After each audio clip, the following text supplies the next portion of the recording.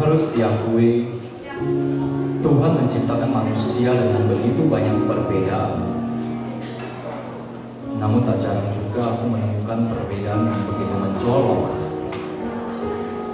antara kehidupan mereka dan aku. Cuma satu kata tanya, tapi cukup ampuh bikin kepala berisik dan sakit. Kenapa hidup itu sesusah ini? Kenapa hidupku begini-begini saja? Kenapa tidak ada yang berubah? Kenapa aku tak seperti mereka? Setiap kali aku mengeluh, orang akan selalu menyuruhku bersyukur. Tapi lihatlah kehidupanku ini. Bagian mana yang harus aku syukuri? Aku bahkan tak punya apapun untuk dibanggakan. Tapi saat aku melihat orang lain, sepertinya Tuhan menciptakan mereka nyaris sempurna. Aku berarti berharap aku dicak-cak takdir, ditertawai nasib, diliputi getir, seperti orang yang tak tahu apa arti hidup, seperti orang yang tak mempercayai garis takdir. Aku memilih untuk mengubur dalam-dalam impianku.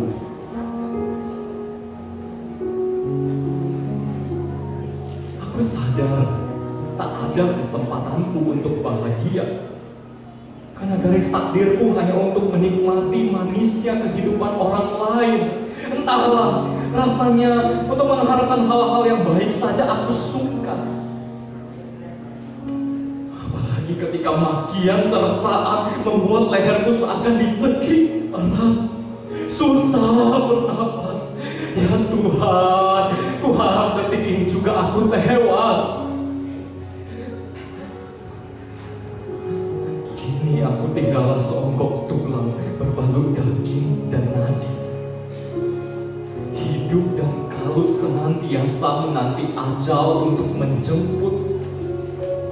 Tak ada kejelasan sedikit pun, tak ada prinsip, tak ada standar. Hidupku kosong dan mati rasa. Persis seperti ikan yang berenang mengikuti arus. Bedanya aku ikan yang mati.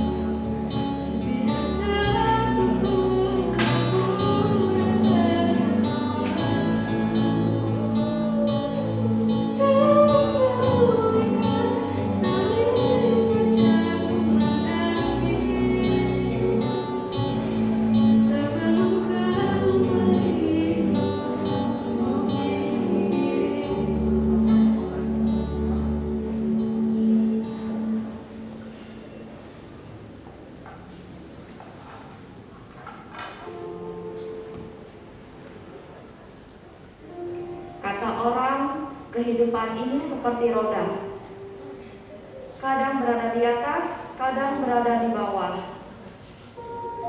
Tapi sekian lama aku hidup, kenapa aku tidak pernah berada di atas? Aku sangat kecewa sekali dengan alur hidupku yang begini-begini terus. Seakan-akan tidak ada habisnya penderitaan yang aku rasakan. Aku juga kecewa dengan Tuhan. Mengapa Dia membiarkan aku seperti ini? Aku merasa seperti dianaktirikan. Aku merasa Dia menyayangi semua orang kecuali aku. Bahkan mungkin untuk menoleh ke arahku saja Tuhan tidak mau.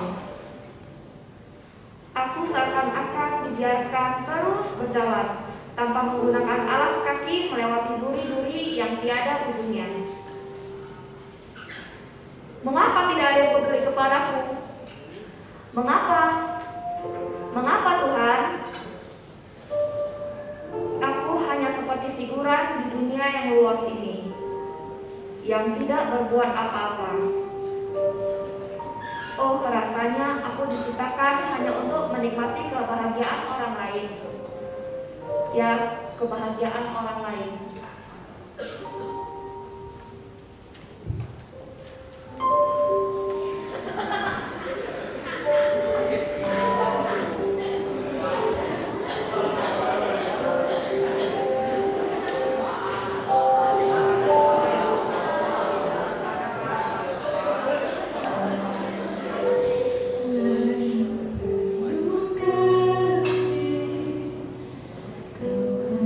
Kau mengerti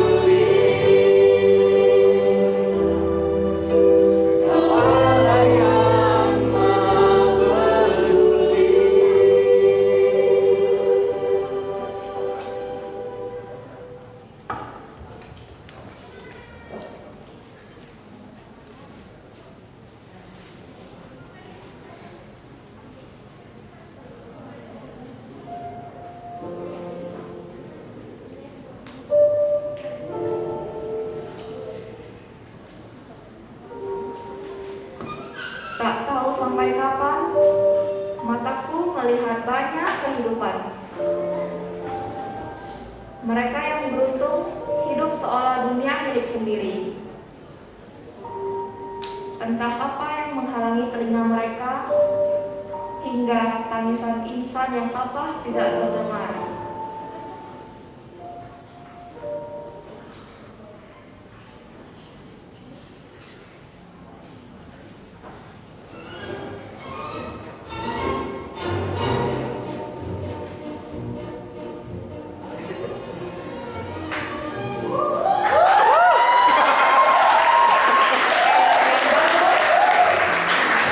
Aksesoris yang branded, muka yang tampan dan cantik.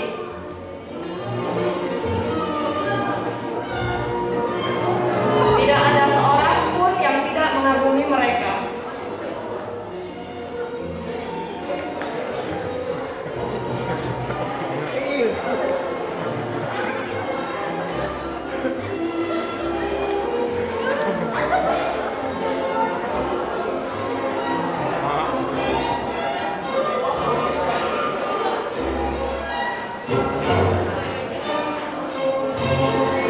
Dimanjakan oleh orang tua,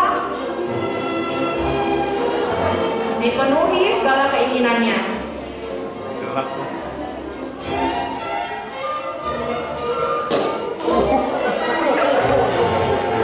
Dikelilingi oleh teman dan sahabat. Itulah kehidupan mereka yang berada di atas.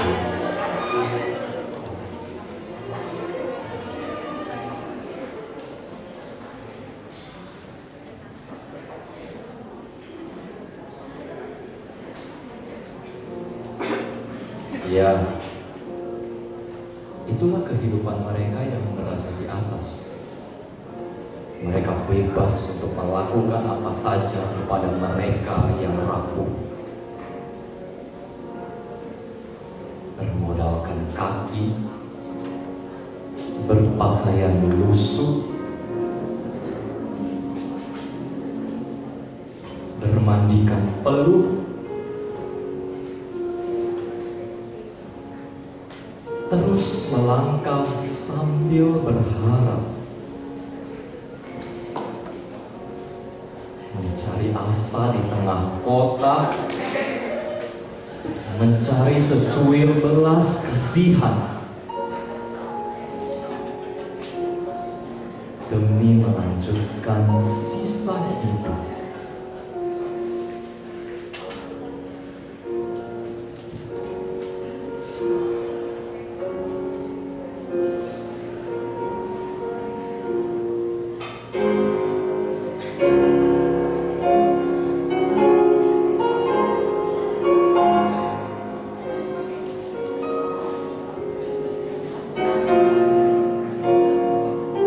Aku memang tak seperti mereka. Orang berkata, aku aneh. Aku tak bisa melakukan apa-apa. Memang dunia yang kulihat berbeda dengan diriku. Mereka bisa bebas menikmati hidup ini. Tapi aku mereka berpikir aku tak punya hati yang bisa terluka, ditertawakan, direndahkan, diabaikan, menjadi tontonan bagi orang lain.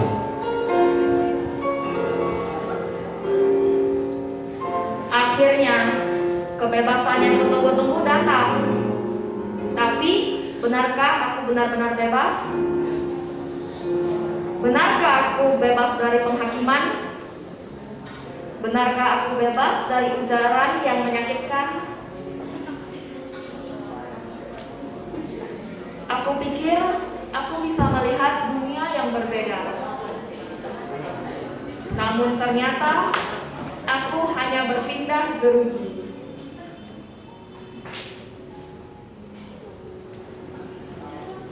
Beralih dari jeruji yang mati kepada jeruji yang hidup. Mengapa?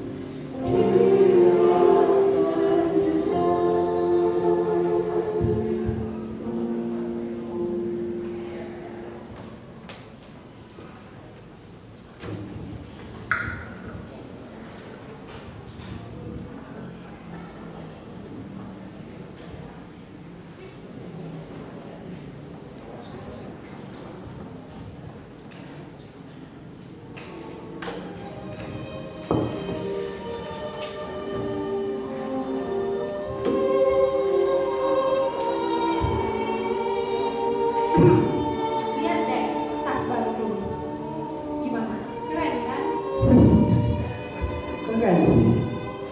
Tidak ada apa-apa sama jam tanganku. Kalian sanggup nggak? Jangan untuk hidup mewah, untuk makan nasi aja kalian susah. Miskin. Kalau ngomong suka bener sih. Wah, enak banget ya jadi orang kaya. Gak perlu mikirin uang buat beli ini, buat beli itu. Dunia gak adil banget ya buat kita. Andaikan saja kita kaya raya, pasti sekarang kita bisa hidup seperti mereka. Apa dia? Pantas saja Tuhan hadirkan kalian dalam keadaan miskin. Jikapun ada anugerah Tuhan melahirkan kalian sebagai orang kaya, gak akan pantas dengan gaya kalian yang kampungan terpelantar ini. Sudah paling cocok gini kan? Kampungan, keterbelakang, terlantar, rendah, bercaci. Sudah cocok dengan gaya orang miskin seperti kalian. Kalian keterlaluan banget ya. Mereka salah apa sama kalian sampai kalian hina segitunya? Apaan sih? Kok jadi ngebela mereka? Derajat kita tuh di atas mereka. Udah pantas mereka digituin.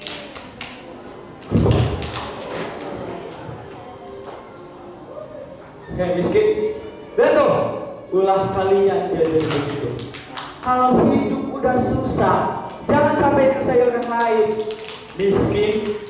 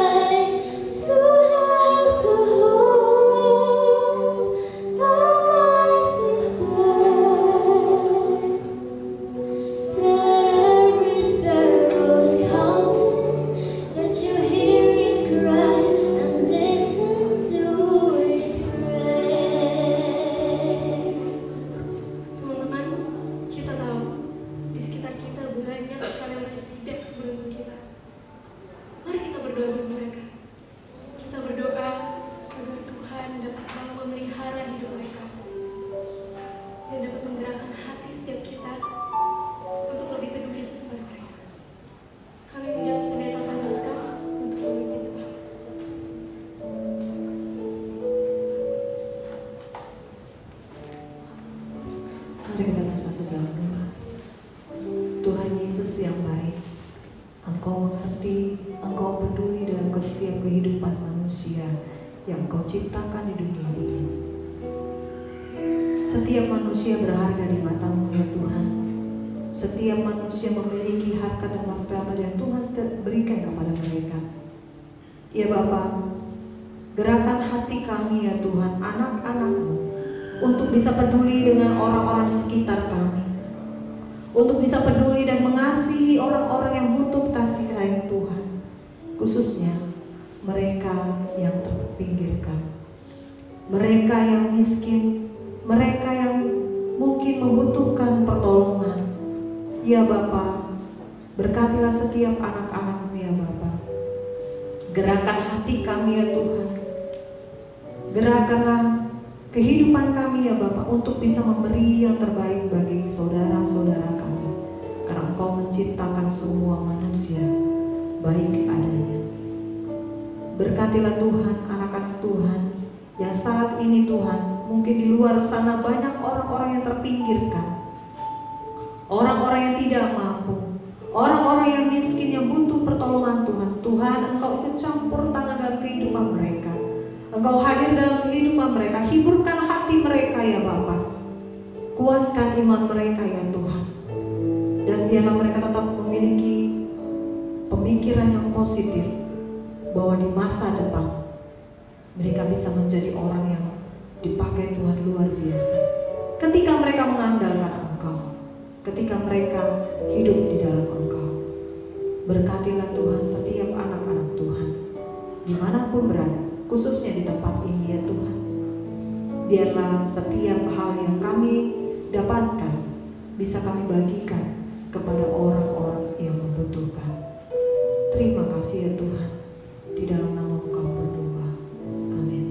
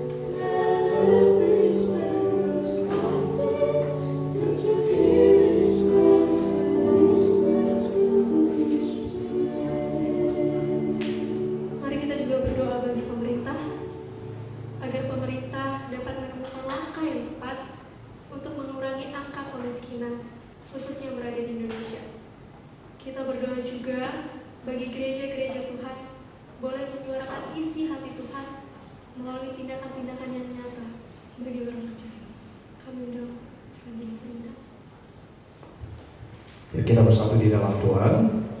Allah yang mulia, kami tak jemu-jemu untuk berdoa dan memuji dan memuliakan nama Tuhan. Saat ini Tuhan, kami berdoa untuk bangsa kami, untuk pemerintahan kami. Biarlah Kau memberikan hikmat bagi mereka, Kau menunjukkan kasih setia Tuhan, dan biarlah mereka juga boleh hidup memperhatikan setiap pribadi-pribadi, masyarakat-masyarakat, orang-orang yang hidup di dalam keterbatasan. Biarlah Tuhan boleh memampukan mereka untuk lebih memperhatikan, memberikan sesuatu hal yang spesial, untuk lebih lagi untuk mengerjakan hal-hal yang terbaik untuk masyarakat di Indonesia. Terima kasih Tuhan Yesus, terima kasih. Kami juga berdoa biarlah Engkau memberikan kesatuan hati kepada mereka, untuk lebih lagi melihat dan menjangkau setiap masyarakat, setiap orang-orang yang memiliki keterbelakangan, bahkan masyarakat-masyarakat yang masih kurang mampu. Kiranya Engkau memberikan hikmat kepada mereka. Kami juga berdoa Tuhan, biarlah setiap pemerintahan kami memiliki hati yang Tuhan memberikan satu hikmat kepada mereka, sehingga kasih-Mu boleh nyata di dalam kehidupan mereka, sehingga kasih Bapa mereka boleh pancarkan melalui pelayanan-pelayanan Tuhan berikan kepada mereka. Mampukan mereka melakukan setiap hal ya Tuhan. Dan kami percaya bahwa ada rencana Tuhan yang indah yang akan Tuhan tunjukkan bagi mereka, sehingga mereka memberikan hati yang seperti hati Tuhan, yang melayani setiap orang-orang yang membutuhkan. Terima kasih Tuhan Yesus, terima kasih. Kami serahkan sepenuhnya di dalam tangan-Mu. Kiranya Tuhan yang bercampur tangan, Tuhan yang menolong dan Tuhan yang menguatkan. Dalam nama Kristus Yesus kami berdoa. Amin.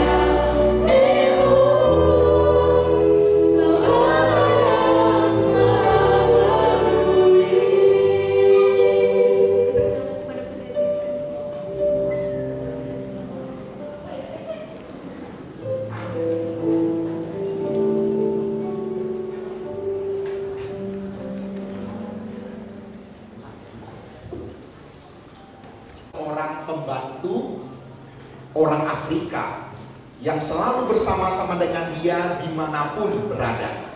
Di dalam pelayanan dia ikut. Hanya saja setelah bertahun-tahun misionaris berusaha memberitakan Injil kepada pembantunya ini. Pembantunya ini tetap ngotot tidak mau percaya Tuhan Yesus. Singkat cerita, suatu hari misionaris bersama dengan pembantunya dengan mengendarai mobil untuk pergi ke satu tempat yang lumayan jauh. Ketika mereka mengendarai mobil dalam perjalanan, tiba-tiba mobil mereka mogok. Mereka keluar dari mobil berusaha memperbaiki mobil mereka. Bersusah payah mereka memperbaiki mobil mereka. Dan mereka merasa kurang sesuatu. Dia berusaha untuk bagaimana ada mobil yang lewat dan supaya mereka bisa membantu memperbaiki mobil mereka.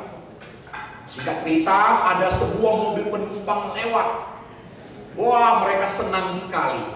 Mereka berdua langsung berada di pinggir jalan, melambaikan tangan supaya mobil penumpang itu bisa berhenti.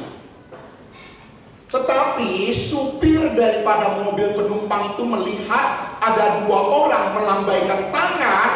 Justru waktu itulah dia menancap gas, melewati misionaris dan pembantunya di pinggir jalan. Misionaris dan pembantu itu dengan rasa kecewa karena di tempat itu adalah jalan yang sunyi. Mereka kembali berusaha, berupaya supaya mobil mereka bisa kembali berjalan. Singkat cerita, mobil mereka benar-benar bisa kembali berjalan. Ketika mereka berjalan tidak berapa jauh, mereka melihat mobil penumpang tadi terpelosok ke dalam lumpur yang cukup dalam. Wah, pembantu itu tertawa terbahak-bahak. Mampus kamu.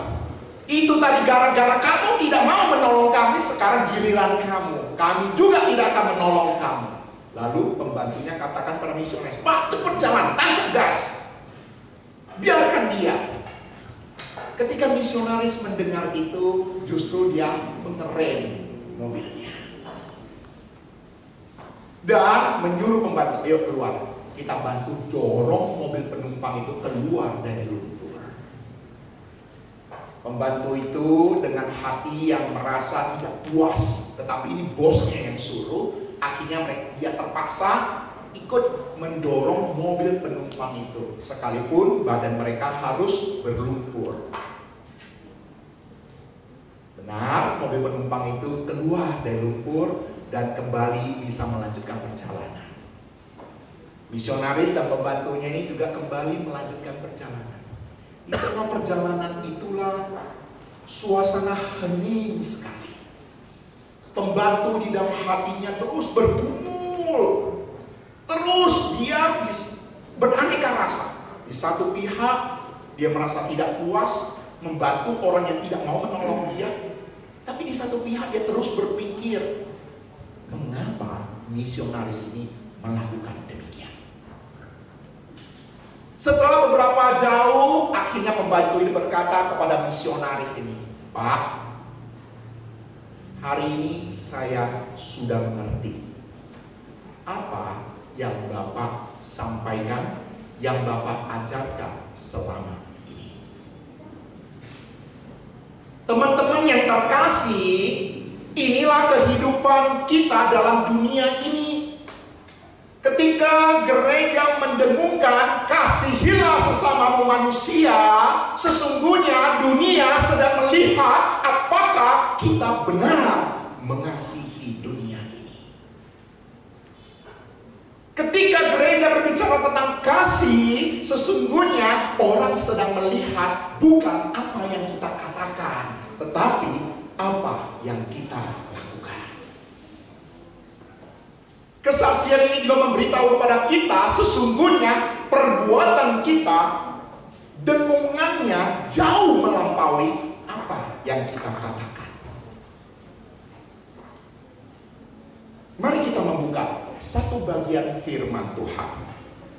Matius 25 ayat 31 sampai 40.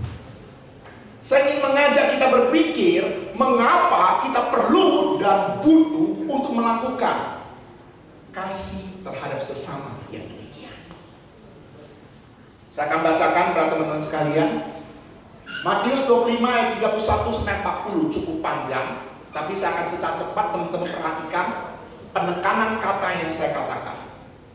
Apabila anak manusia datang dalam kemuliaannya, ini berbicara tentang kedatangan Tuhan Yesus kedua kali, dan semua malaikat bersama-sama dengan dia, maka ia akan bersamayang di atas tahta kemuliaannya. Lalu semua bangsa akan dikumpulkan di hadapannya, dan dia akan memisahkan mereka seorang daripada seorang, sama seperti gembala memisahkan domba dari kambing. Dan dia akan menempatkan domba-domba di sebelah kanannya dan kambing-kambing di sebelah kirinya.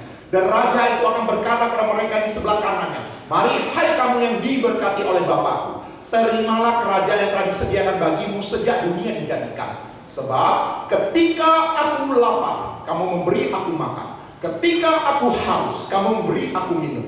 Ketika aku seorang asing, kamu memberi aku tumpangan. Ketika aku telanjang, kamu memberi aku pakaian. Ketika aku sakit, kamu melawat aku. Ketika aku di dalam penjara, kamu mengunjungi aku. Maka orang-orang benar itu akan menjawab dia, katanya, Tuhan, bila manakah kami melihat engkau lapar dan kami memberi engkau makan, atau haus dan kami memberi engkau minum? Bila manakah kami melihat engkau sebagai seorang asing dan kami memberi engkau tumpangan, atau telanjang dan kami memberi engkau pakaian?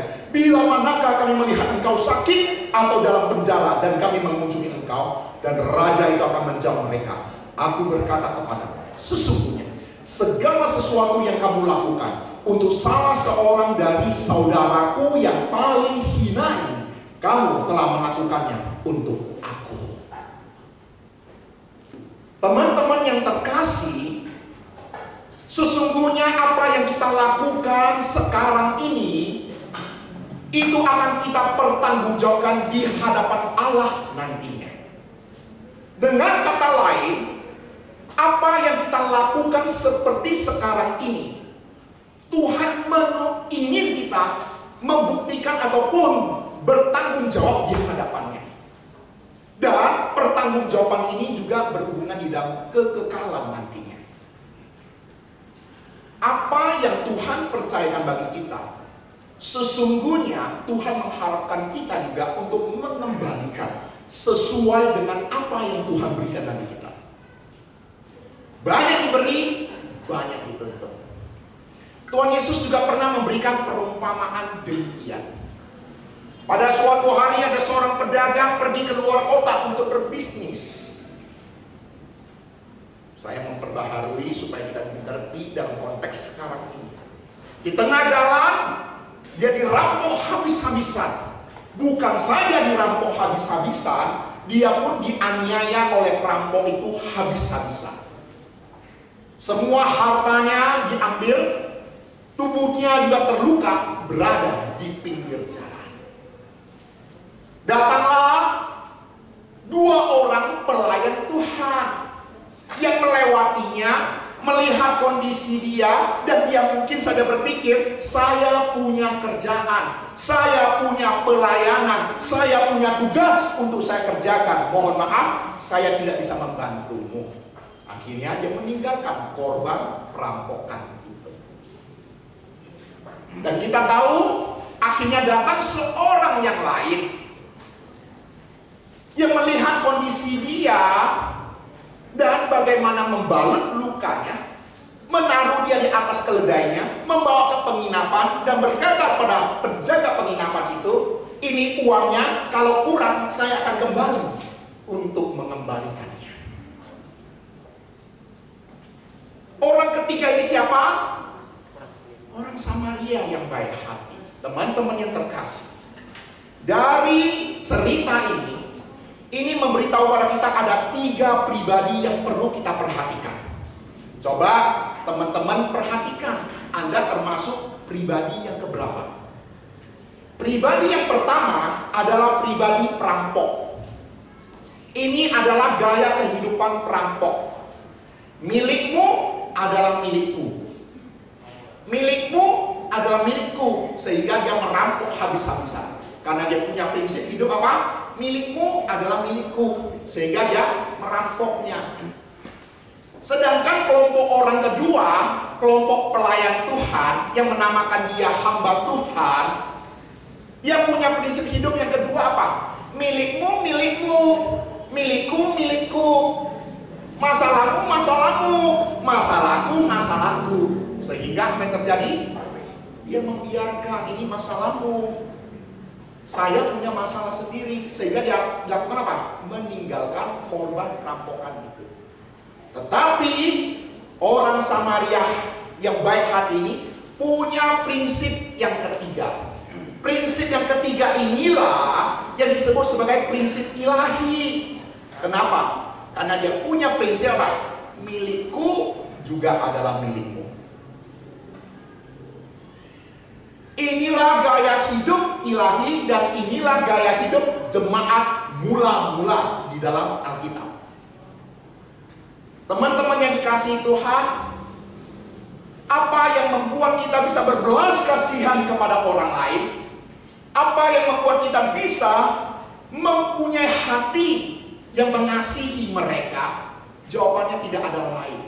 Prinsip kehidupan kita itulah yang menentukan kita bertindak dan melakukannya.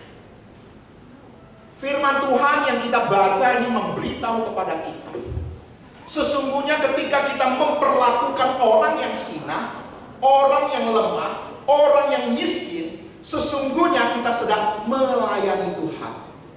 Seakan-akan Tuhan menyamarkan dirinya dengan orang-orang yang hina, orang-orang yang miskin, orang-orang yang terbuang, agar setiap kita punya kesempatan melayani mereka. Suatu hari Tuhan Yesus sengaja duduk di depan bait Allah.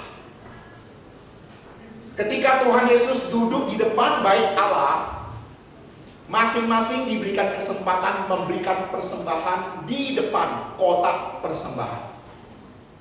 Ada orang kaya yang memberikan persembahan yang cukup banyak. Persembahan kalau diamplopkan, amplopnya yang tebel-tebel. Tetapi ada juga seorang janda miskin yang memberikan persembahan di kotak persembahan itu.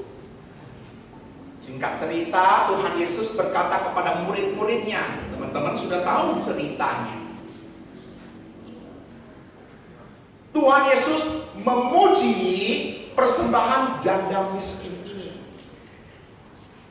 Lalu menjadi pertanyaan kita adalah, mengapa Tuhan Yesus memuji persembahan janda miskin ini? Padahal persembahan orang kaya itu jauh lebih tebal, jauh lebih banyak. Cerita ini memberitahu kepada kita apa? Tuhan Yesus membandingkan persembahan. Yang kedua, Tuhan Yesus mengetahui segala persembahan. Kira-kira apa yang Tuhan Yesus bandingkan? Yang Tuhan Yesus bandingkan adalah berkat yang daripada Tuhan kepada orang kaya ini dengan apa yang orang kaya ini kembalikan kepada Tuhan. Kira-kira seimbang atau tidak? Berkat yang Tuhan curahkan kepada janda miskin ini dengan apa yang janda miskin itu kembalikan pada Tuhan, itu yang Tuhan Yesus lihat. Dengan kata lain, yang Tuhan Yesus bandingkan adalah berkat-berkat yang Tuhan curahkan di dalam kehidupan kita dengan apa yang kita kembalikan untuk Tuhan dan bagi sesama. Itu yang diperhatikan oleh Tuhan. Teman-teman, saya tidak tahu berkat-berkat yang Tuhan curahkan di dalam kehidupan Anda masing-masing, keluarga Anda ataupun orang tua Anda. Tapi satu hal yang harus Anda ketahui adalah sumber berkat berasal daripada Tuhan. Tuhan mengetahui secara jelas setiap berkat-berkat yang Tuhan curahkan di dalam kehidupanmu. Baik itu berkat rohani berupa talenta maupun berkat-berkat jasmani melalui orang tuamu. Tuhan mengetahui secara jelas. Permasalahannya adalah ketika berkat Tuhan tercurah bagi engkau, apakah berkat Tuhan itu kamu kembalikan untuk Tuhan dan sesama? Itu seimbang? Itu sebanding?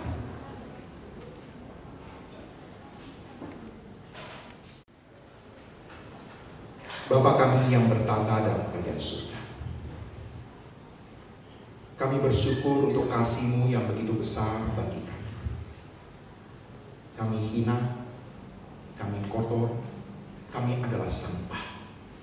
Tapi justru oleh karena kasih-Mu yang luar biasa itulah yang memungut kami menjadi anak-anak-Mu, sehingga kami menjadi pribadi-pribadi yang berharga di mata-Mu. Tuhan, tolong kami. Ketika kami sudah menjadi anak-anak, kami melihat orang-orang di sekeliling kami, kehidupan mereka yang tidak seberuntung kami. Tuhan, kami tahu Tuhan sudah memberkati kami. Ajarilah kami Bapa untuk mengasihi orang-orang di sekitar kami, menjadi saluran berkat bagi mereka. Karena kami tahu suatu hari kelak, ketika kami bertemu dengan Engkau muka dengan muka, kami akan mempertanggungjawabkan hidup kami di hadapan. Terima kasih di surga. hamba-Mu sudah berhenti berkata-kata. Tapi biarlah firman Tuhan yang kami dengar pada siang hari memberkati setiap kami seumur hidup kami. Kami berdoa di dalam nama Yesus Kristus, Tuhan dan Juru Selamat kami hidup. Amin. Tuhan Yesus memberkati.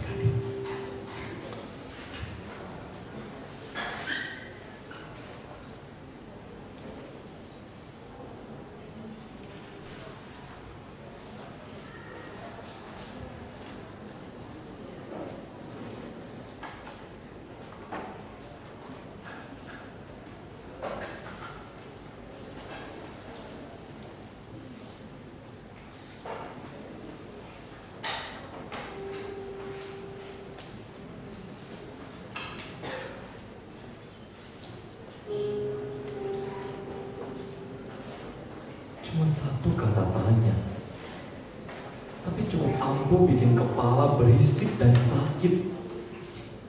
Kenapa? Kenapa bertahun-tahun aku hidup tak ada satupun orang yang peduli padaku? Kenapa hidupku begini-begini saja? Aku sering bermimpi. Mungkinkah ada orang yang mau berteman denganku? Sudah 38 tahun aku hidup, tapi belum pernah aku temukan ada orang yang mau dekat denganku. Sebetulnya aku berharap ada yang mengingat ulang tahunku hari ini. Tapi mungkinkah?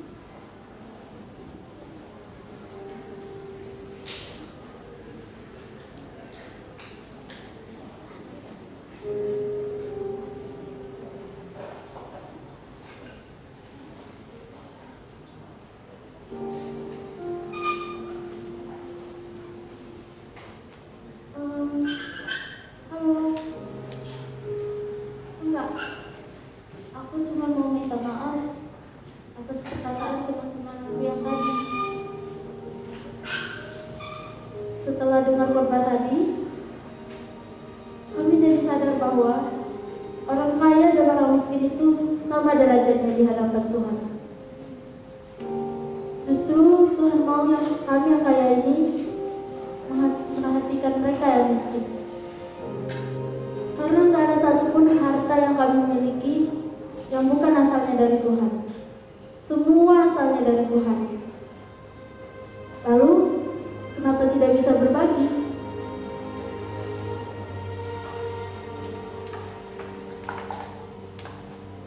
Teman-temanku, kita harusnya hidup berdampingan dengan damai. Toh kita sama-sama diciptakan dari tanah. Apa yang perlu kita banggain? Justru Tuhan mau kita peduli kepada mereka yang papa, kepada mereka yang tidak seberuntung kita. Bagaimana mereka bisa merasakan kasih Tuhan kalau kita yang mengaku sebagai anak Tuhan tidak menunjukkan kasih kepada mereka? Bagaimana mereka bisa merasakan Kristus kalau kita tidak bisa menjadi Kristus-Kristus kecil bagi mereka?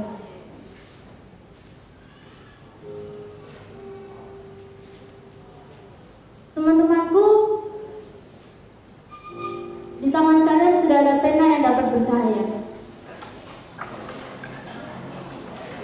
Sebagai wujud simpati kita kepada mereka yang papa, aku mau kalian hidupin pena yang ada di tangan kalian satu persatu.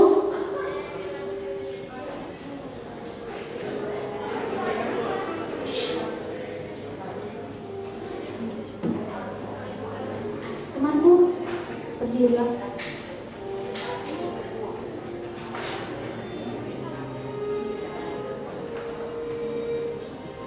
Biarlah cahaya yang ada di hadapan kita. Cahaya ini adalah simbol permohonan maaf kami kepada orang yang sepertimu. Kami sering menyakitimu dan mengabaikan orang-orang sepertimu. Kami selalu mengasihimu.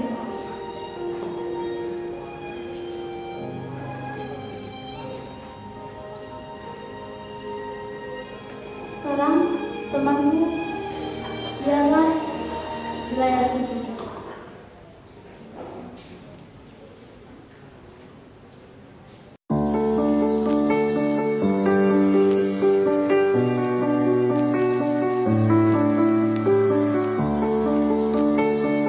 Happy birthday. Selamat ulang tahun untuk PRMI Binjai. Puji syukur dan hormat bagi Tuhan Allah kita yang telah memimpin dan memelihara PRMI selama 38 tahun. Dan di hari ulang tahun yang spesial ini, kiranya semua anak-anak PRMI dapat menjadi little Christ dengan mempedulikan sesama. Akhir kata, selamat untuk menjadi Kristus-Kristus kecil bagi mereka yang kecil. PRMI Binjai tetap jaya. Hai teman-teman PRMI Binjai, selamat untuk PRMI Binjai yang ke-38. Harapan contoh, tetap semangat, tetap kompak, teguh imannya di dalam Tuhan. Jadilah teman-teman yang saling mempedulikan sesama, khususnya mereka yang terpinggirkan, dan jadilah Kristus-Kristus kecil bagi mereka yang kecil. Bye, Tuhan berkati. Bonjour. Saya Pendeta Nyoman, pimpinan Jemaat Getsemani Binjai, mengucapkan selamat ulang tahun kepada PRMI yang ke-38. Ya, saya berharap PRMI makin maju, makin kompak, pengurus dan juga semua anggota. Dan biarlah PRMI sungguh-sungguh menjadi the best. Biarlah PRMI boleh menjadi tempat yang enak, nyaman, membuat setiap anggotanya bertumbuh. Ciao. Selamat pagi sahabat PRMI yang kami kasihi dalam nama Yesus Kristus. Pada kesempatan ini, saya mewakili Majelis Gereja Metodis Indonesia, Jemaat Getsemani Binjai, mengucapkan selamat ulang tahun untuk PRMI Getsemani yang ke-38. Kiranya semangat adik-adik selalu membara dalam pelayanan ini, dan kiranya kita selalu diberkati oleh Tuhan. Ingat untuk selalu kompak dan rendah hati di dalam pelayanan. Doa kami untuk PRMI selalu maju dan tetap semangat di dalam Tuhan. Salam sejahtera untuk kita semua. God bless PRMI. God bless us all. Thank you.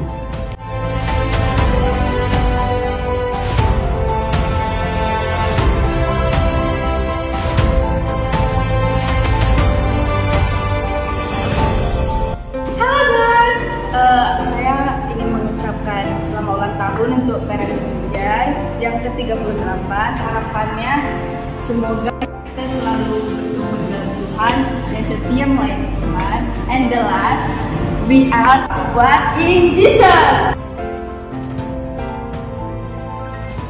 Sekali lagi, kami dari PRMI ingin mengucapkan Happy Birthday, Tuhan Yesus memberkati. Bye-bye.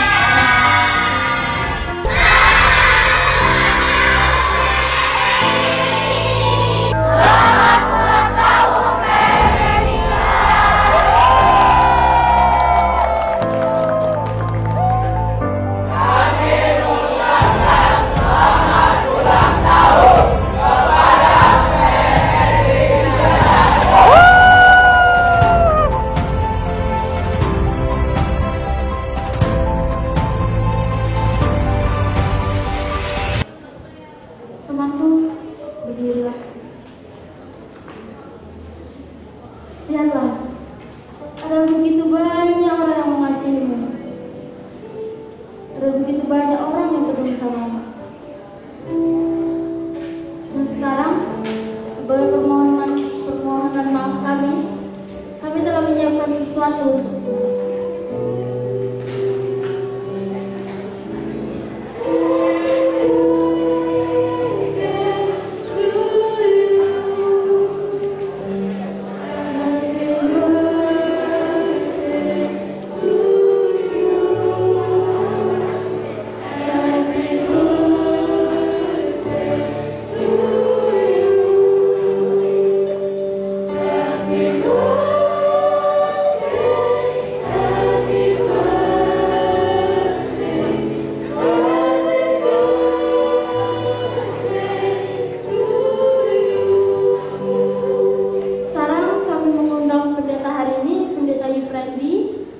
Segenap hamba Tuhan dan seluruh pengurus PRMI untuk maju bersama-sama merayakan ulang tahun PRMI.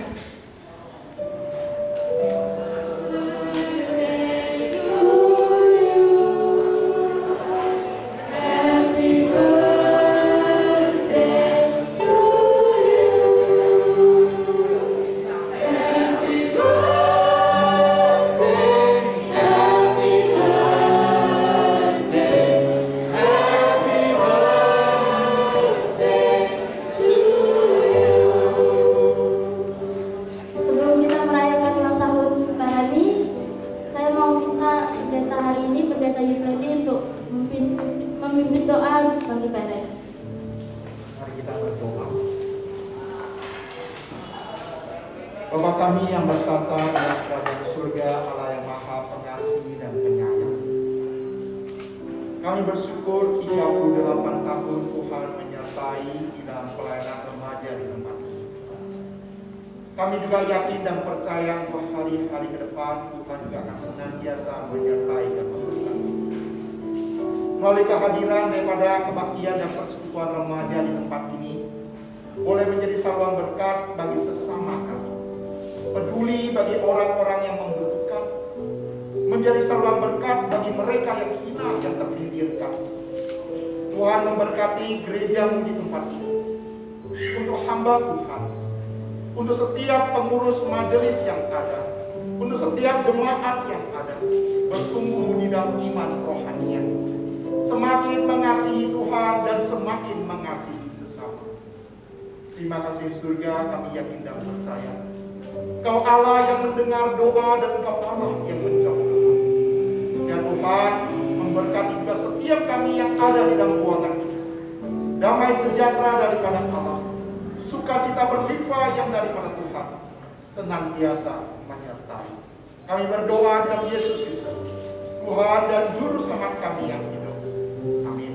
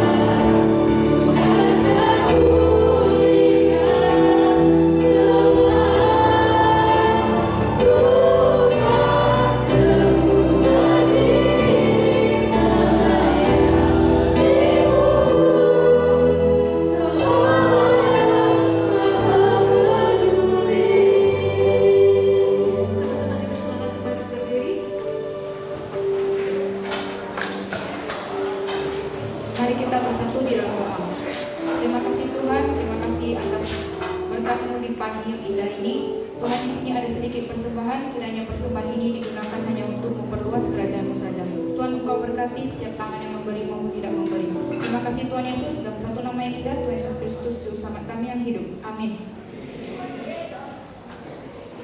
Dalam waktu ini berdiri, kita akan mengakhiri ibadah kita dengan doa Bapa kami, dilanjutkan dengan doa berkat oleh Pendeta Yufrendi dan doa terima kasih. Doa Bapa kami, Bapa kami yang di dalam surga, dikuduskan namamu, datanglah kerajaan-Mu, jadilah kehendak-Mu di bumi seperti di surga. Berikanlah kami pada hari ini makanan kami secukupnya, dan ampuni kami yang bersalah kami, seperti kami juga mengampuni orang bersalah kami. Dan jangan bawa kami ke dalam pencobaan, tapi lepaskan kami dari jahat.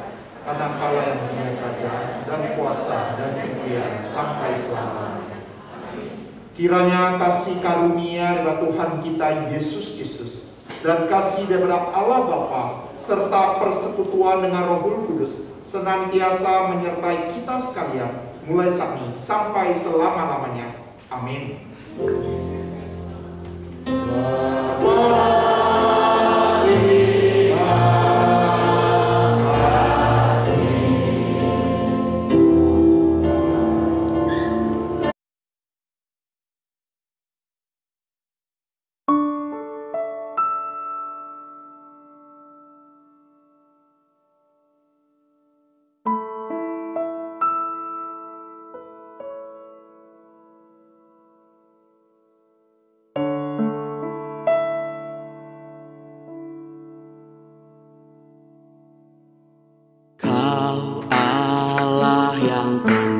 kasih, kau mengerti arti tangisan. Kau rindu untuk hapuskanlah peluk dan mengangkat lelah derita. Halo teman-teman semua, teman-teman PRMI. Teman-teman, di video kali ini aku mau bagikan pengalamanku selama mengikuti kegiatan teman-teman, yaitu mengajari anak-anak di sekolah Agape, sekolah minggu Agape untuk membuat celengan. Teman-teman, yang saya lihat adalah, perasaan saya adalah saya benar-benar kagum dengan teman-teman bahwa bisa mengajari anak-anak di sana untuk mengelola kembali seluruh barang yang tidak berharga menjadi berharga, teman-teman. Sama halnya ketika kita merasa kita tidak berharga di mata semua orang, teman-teman mesti yakin dan percaya bahwa sebenarnya kita adalah anak-anak yang berharga di mata Tuhan. Hari ini teman-teman harus bisa mengajari mereka untuk bahwa kita adalah anak-anak yang berharga di mata Tuhan. Semangat melayani di PRMI menjadi liter Christ yang sungguhnya. God bless you teman-teman. Let's go. Kenalin, saya Juliana Louis. Aku udah banyak kali ke panti kayak anak-anak kebutuhan gitu, tapi di satu ini punya, yang kita datangnya, menurut aku itu paling terharu bagiku. Mereka dengan kayak gini doang, kayak ada kelainan lah, kayak kutip ya, tanda kutip, tidak begitu bagus, kayak ada kelainan. Mereka bisa bahagia dengan cara mereka sendiri, karena mereka tahu Tuhan selalu bersama mereka. Itu sangat wah bagiku. Sekian dari saya.